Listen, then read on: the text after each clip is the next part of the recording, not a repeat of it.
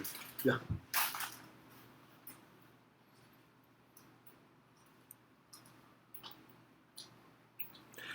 All right, again, the bottom line of Kuf Nun Vov. Somehow there's something still missing, all the discussions. And hopefully we'll be able to fill in that which is missing today. Hine be'emes, behold, in truth. Again, Hine means behold. Behold means that it's quite obvious. What is quite obvious? The following. Hu koyach ne'alam.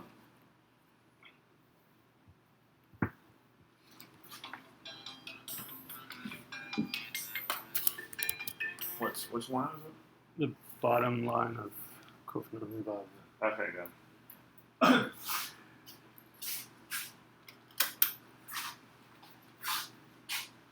This Inyan,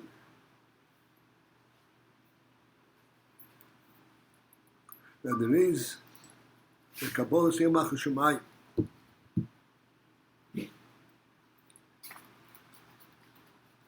It is a koyach ne'alam.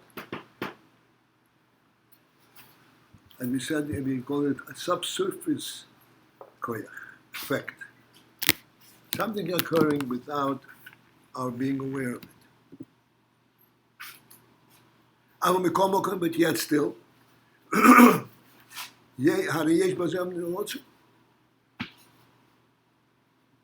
behold, yesh bozer rotzi. Therein is a rotzi. Even though it's a koyach nala, it is occurring unobtrusively. Therein there's a rotzi.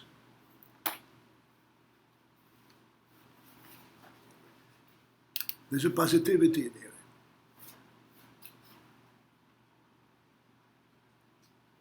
V'hu inyan,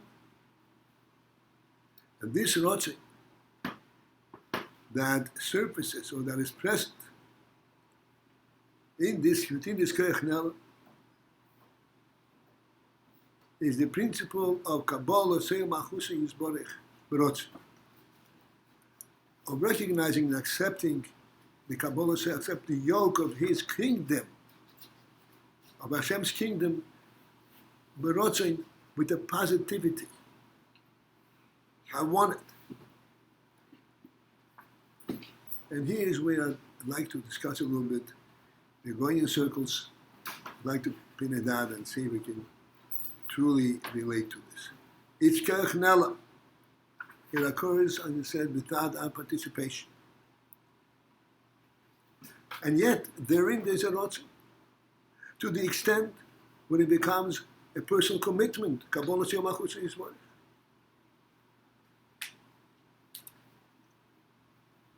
How do we understand that? So I thought hard how to relate to it, how to bring it out. And this is what came up.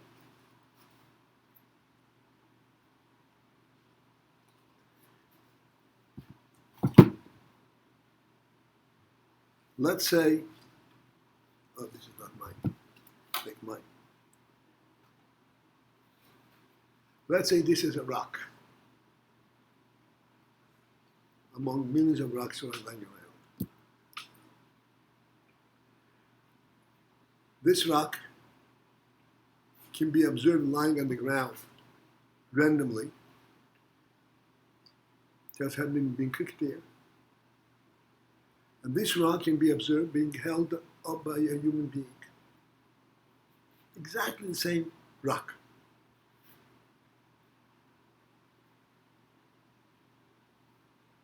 But the human being is holding it up. He's only holding it up so that it won't be in the way of the passers-by. Not because he has to demonstrate anything with it.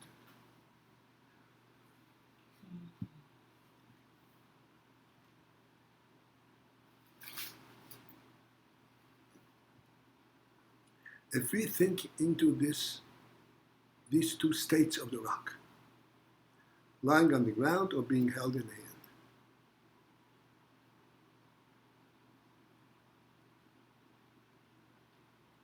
The rock hasn't changed at all.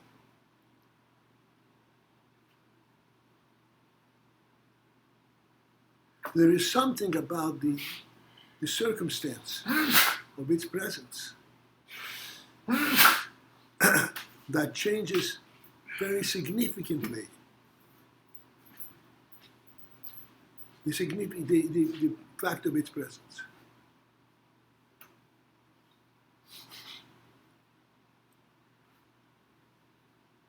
When it is lying around, there is not a sense of cognizance, recognition, oh, there is a rock there.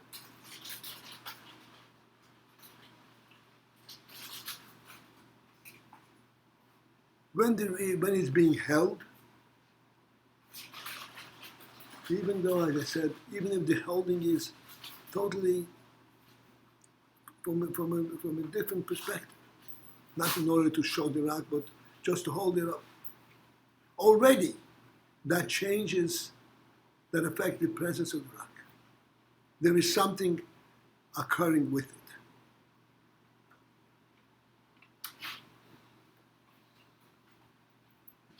This occurrence, for purpose of demonstration, let's call this a koyach ne'elam. You're holding it up, but there is no intent in this holding it up. You don't even know why you're holding it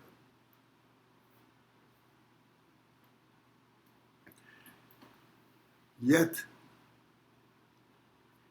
there's a profound difference in the situation of the rock when it is lying randomly on the ground or is being held by a human hand.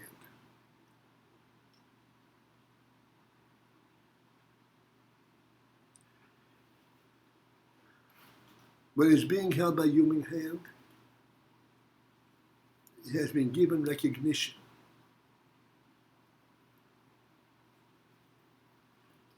Whether it is recognition of respect or not, a recognition of a presence.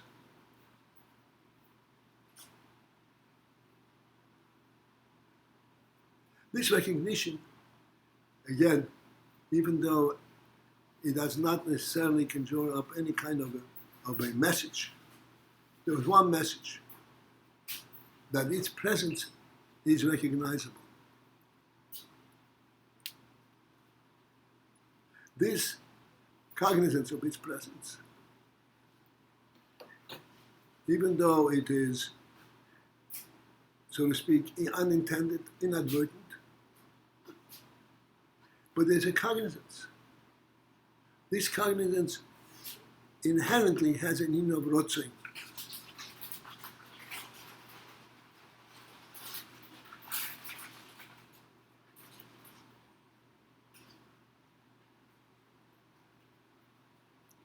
There's a positivity in this cognizance.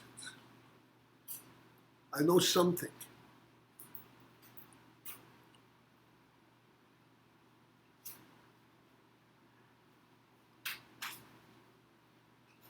Something comes to mind of the story being told in Tsarist times. In Tsarist times, there was this villager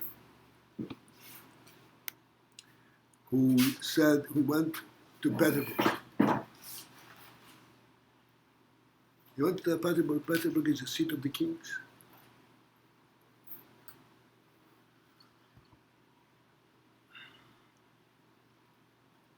He came back from Petersburg, and all the villagers were excited to hear what he experienced. Petersburg. So they all gathered around him, and they said, "Tell us what you saw. Tell us what you saw." Oh, wow, I can't even describe it to you. I saw the king. Tell us more, tell us more. You know something? The king actually spoke to me. No kidding. What did he say? Oh, well, now it becomes really exciting. The king spoke to him and he said, nobody knows Russian over here, so I might as well say anything I want. Pashol von. Go to hell, essentially.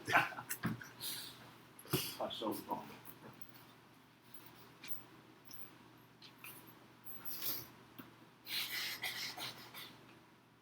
As far as this villager is concerned, the king said to him, Pashol von.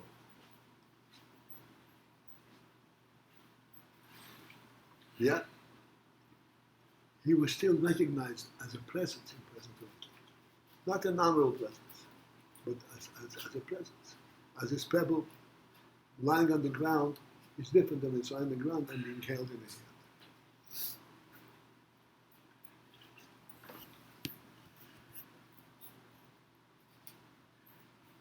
We can focus in on this and thereby give definition to what's called a koyach ne'elam, a completely subtle, nondescript effect. And yet in this nondescript effect, there is a rotzon, there is intent, there is significance.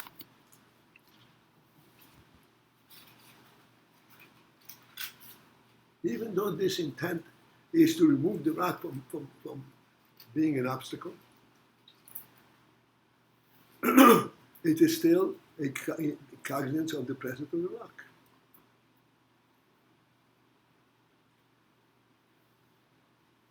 That gives the rock a sense of presence. Just as in the story of this villager, he felt recognized.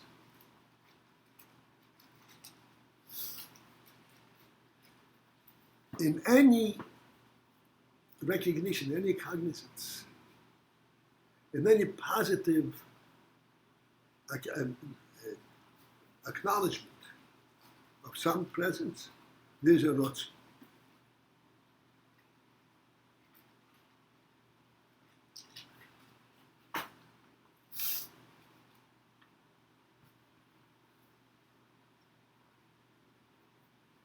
This rotzon can have many inferences.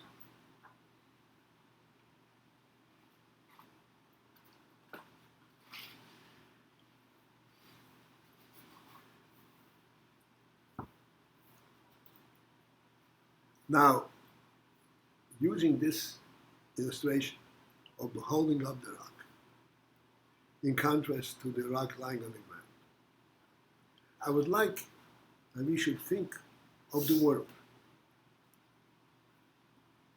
The world as we see it without any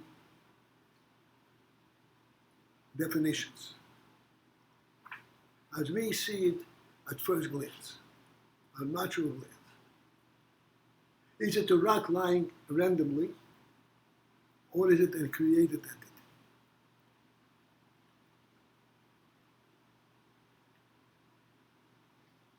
In other words, is there an inherent rotzon therein? Is there an inherent positivity in it? Or is it all the other way around?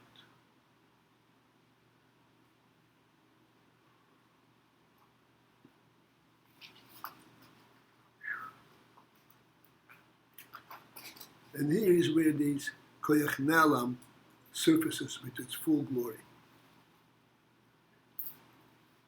It's a koyach ne'elam.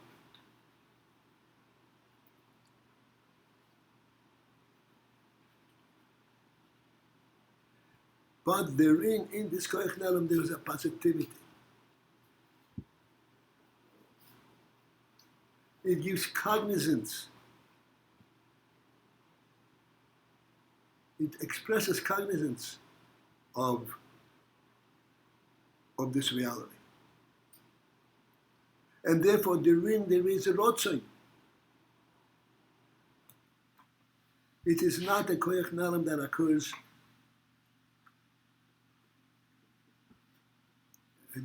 that's not occurred, that is just there lying down on the ground. It's a koyach nelam that occurs. And therefore, yesh bazarot, the rim there's a positivity in this koyach nelam. This positivity translates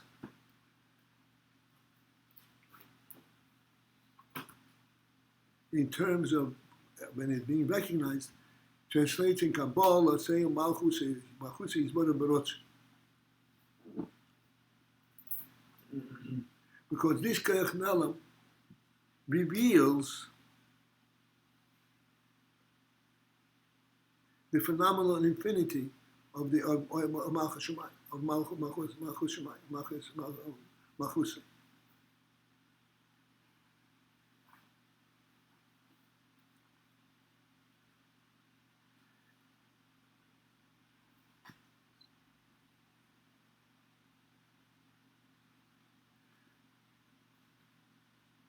Although this is Koyach Nelam, before the demonstration and after demonstration, it's exactly the same entity. Like we said in the Museum for the Rock. Yet the demonstration, the expression, the statement that there is a world is a powerful statement.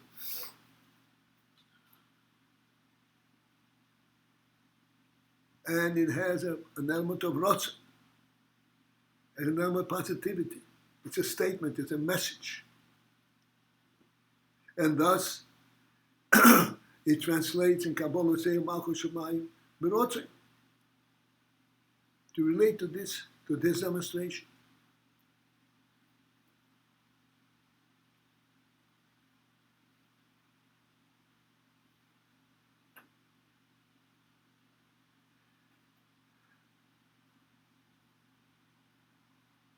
And yet, it does not change the fundamental principle that be'emes hu koyach nelam, with all its effect, in real truth it says koyach nelam.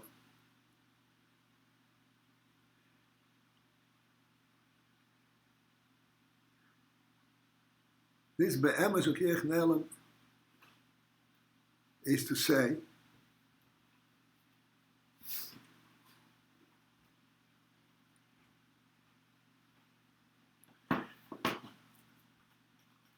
that this Malchus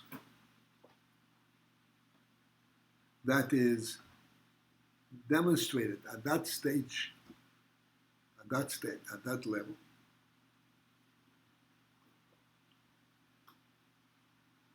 is not a Malchus demanding obedience, demanding recognition. It's just the presence of Malchus in his work, of the fact that he is a king. It's not, there's no message in it. Like we said in the lesson over here, Kabbalah say, Baal Horotze. Baal Horotze means as he is unto himself.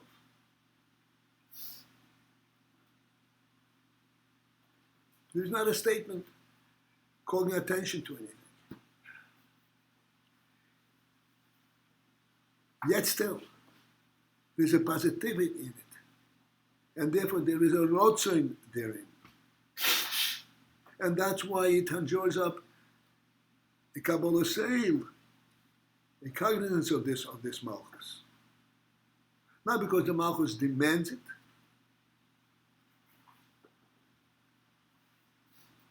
but because of its phenomenal presence.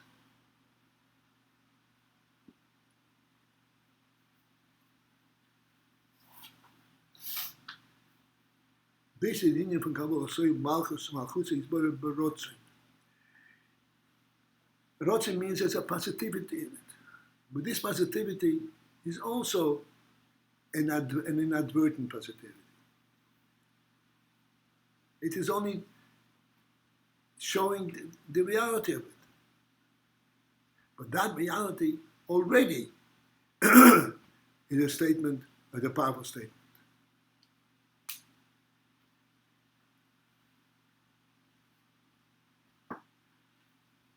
And therefore, that brings up the from Kabbalah say Malchus is Berotzin. This is the Indian from Kabbalah say Malchus Shamayim. Even though Malchus Shamayim, Kabbalah say Malchus Shamayim, does not directly translate in any kind of command, do and don't.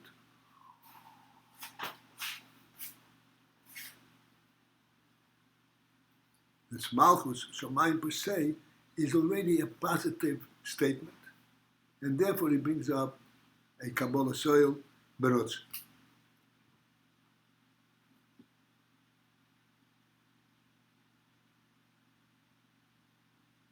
This rotzin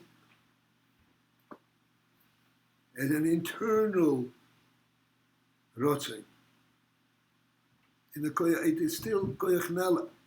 It's an internal rotzin, not a rotzin of demanding action.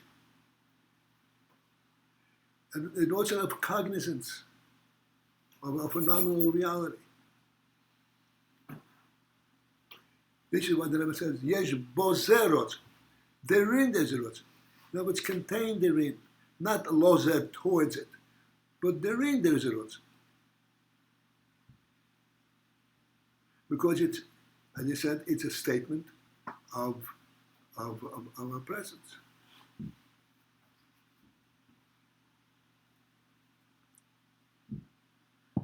V'hu inyan. Yeah, I'm going to go straight.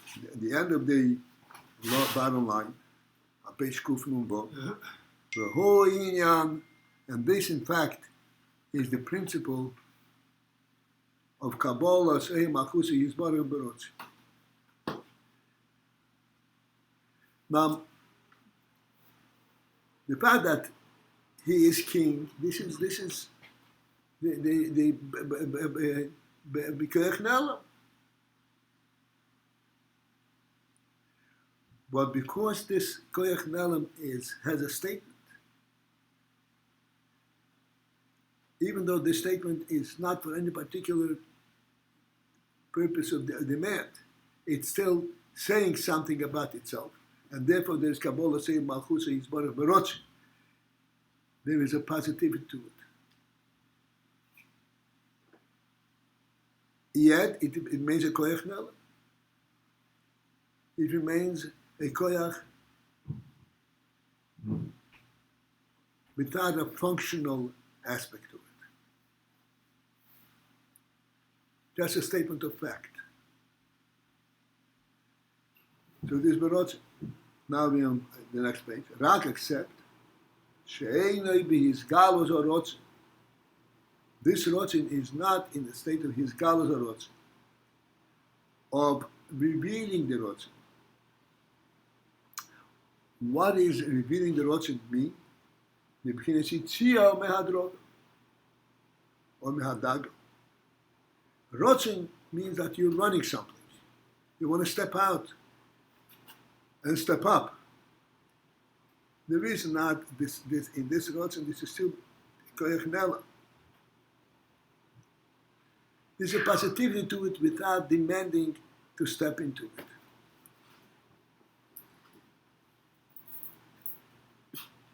Because the positivity is not a statement of come and do something, or positivity is just making a statement of the reality of itself.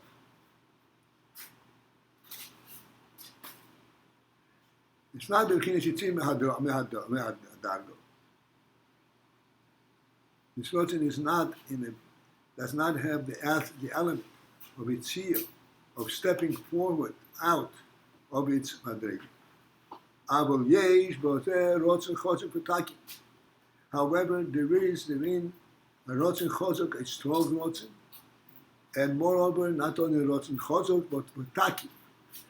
Again, I explained takif means with a uncompromising strength. It's with takif.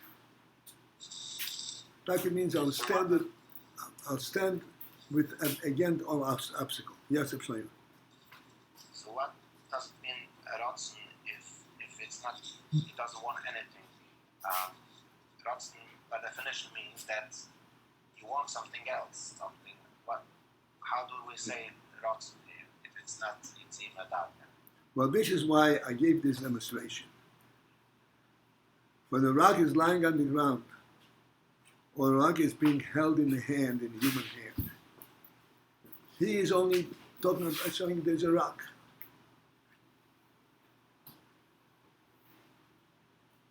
But there's some kind of a life element in it. There's a meaning in this holding up the rock, in contrast to the rock lying on the ground. This meaning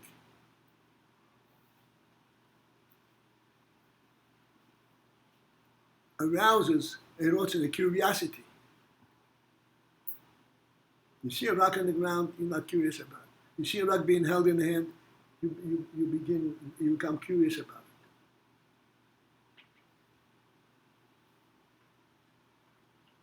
Although it is exactly the same rock.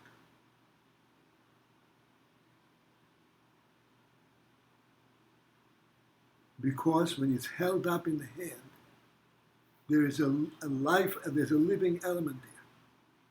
When it's on the ground, there is not.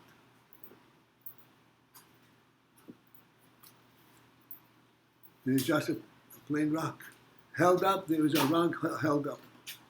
This holding up brings a significance to this rock.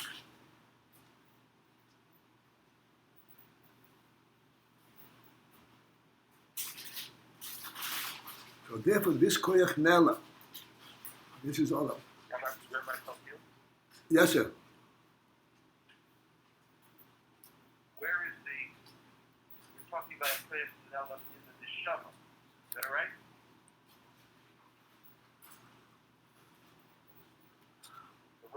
The ruxin we're talking about is in the neshama. Yes. The rotzon is in the neshama is effectuated. Is what? It's effectuated. The reason that there is this rotzon in the neshama is because the neshama is cognizant of a makif, the makif ak, as we said. It's cognizant of something being presented to it. Like the rock being held up? That's right. The rock being held up is the nimshal for this is the maki. That's right.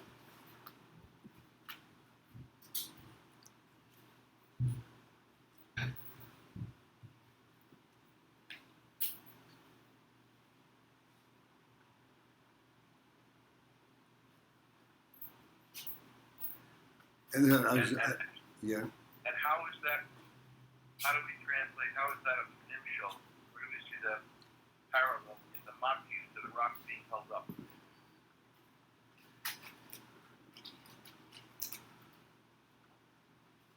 We explained that the rock being held up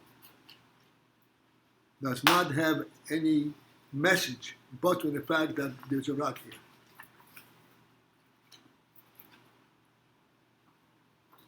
It's exactly the same rock that was lying on the ground. So therefore, the influence here is totally subtle. And yet, there's an influence. This influence gives this situation some kind of a meaning. This meaning translates in curiosity, in rotzon. In a way, it's not so subtle, it's a game changer.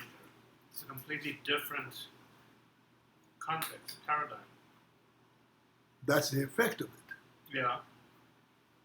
That's the effect of it. But in fact, all you're doing is showing the rock. Not even holding up the rock. Right, but again, it's not subtle in the sense of very weak importance. It's actually massively important. This massively important this is what I'm trying to explain. Even the koyach ne'elam has a rotzon. That's exactly what I'm trying to explain. Even though it's a koyach ne'elam. So, Mikol mokem, Yeah, but you might have thought what? That it was just there? It was just like the rock lying there? You might have thought what? One second. What's difficult? That it doesn't seem so subtle. It seems very. It's extremely subtle. All you did is pick up the rock. Didn't say anything about it. And that already changes your whole perspective. Even though it's exactly the same rock that was lying on the ground.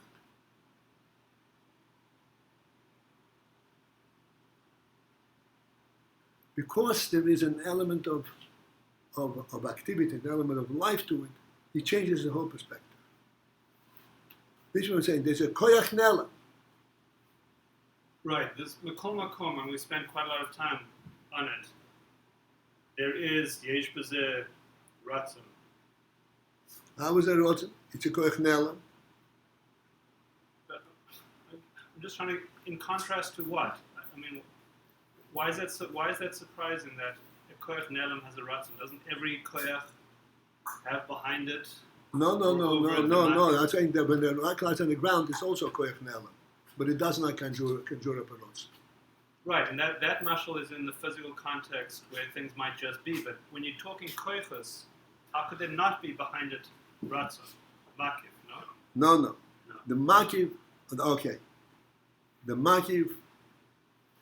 There is the makif the way it is in its source, and the makif the way it is presented. This is a makif that is effective upon the creation, upon the Yid. Yid should know that there is a makif. And there is a new way it is unto itself. The word makif means encompassing. Now, and we said over here that this is like the Baal Rotz. Now the king, when he's interested in himself exclusively, he doesn't even give cognizance, not even a disrespectful countenance to the villager. You don't know that he's there. When the king said to the villager, "Get out of here," he already gave cognizance to his mitzvahs. That cognizance to the villager meant a recognition from the king. The king can be completely oblivious to his presence.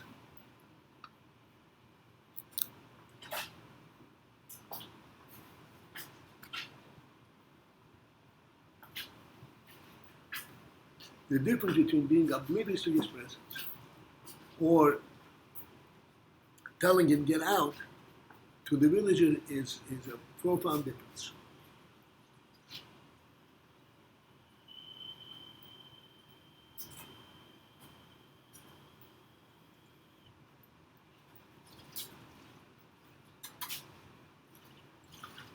And we're saying that the makir is like the villager being told to get out. That's right.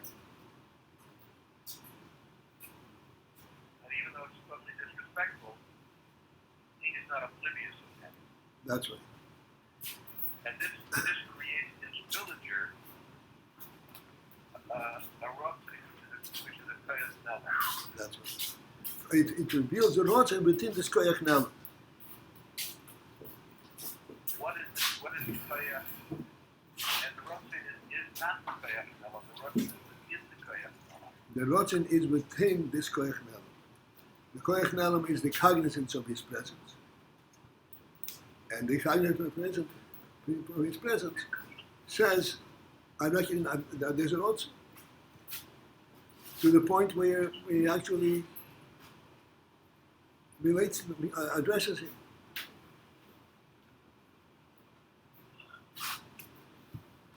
It seems that we're going back and forth between the rough thing being in the koyach nela of the villager or the koyach nela of the king.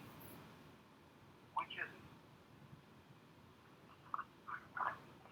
The koyach nela is in the makir, or is it the neshama which is affected by the makir? Both. Both.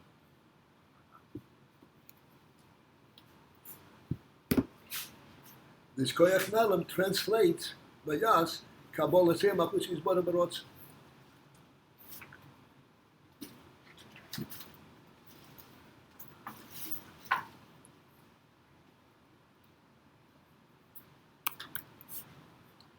And this is what we're saying. Even though it's a koyach nalam, this makiv the ark, and the yid is a koyach nalam. But yesh bozeh rotzin, there really is a rotzin. Because this Amakim the Ark, there's an intent in it. Like I said, after all the Mashalim, if we look at the world and we say, what is the world? A present or an intended presence? A creation. So we say, yes, it's just a present, but this presence is intended. That changes the entire perspective. יש בזה רוץ